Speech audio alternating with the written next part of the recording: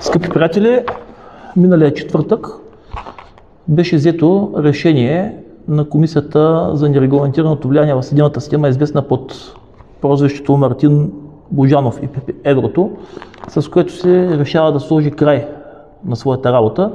и да се пристъпи към изготвянето на доклад. Както знаете, за това решение гласуваха всички, с изключение на представителите на Възраждане. Ние считаме, че слагането на един преждевременен край на работата на тази комисия ще доведе до замитането на много от потенциалната информация, която може да дойде в близко бъдеще за истината за фалита на КТБ и други събития, които в последствие бяха заметени от подчинената и похитена от задкулисието съдебна система. Непосредствено след изслушването на Цветан Василев, което се реализира благодарение на мен, самия колкото скромно да звучи това, аз получих писмо от него с информация, която той моли да бъде допълнена към дадената информация в прякото изслушване, реализирано на 15 август. Копия от това писмо са получили всички членове на комисията, но за това не се дава никаква гласност.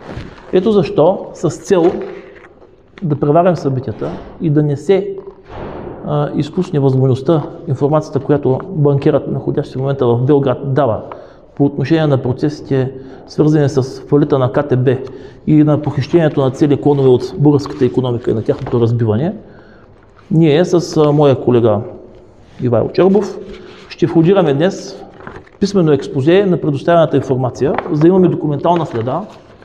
която информация ще настояваме да бъде включена в обстоятелствата, фактите по отношение на изготвянето на доклада и да бъде обсъдена в съвкупност със събраната до момента информация.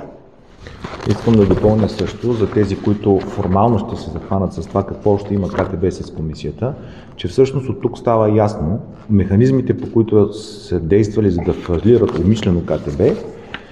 са свързани пряко с финансирането на Делян Пеевски. Над 1,5 милиарда лева той е източил от КТБ и с това финансира огромната корупция в съдебната система. Ето заради това са предпоставките да има тази корупция и влияние на Делян Пеевски. Между другото, ако той е честен и сигурен в себе си, може да дойде да се защити.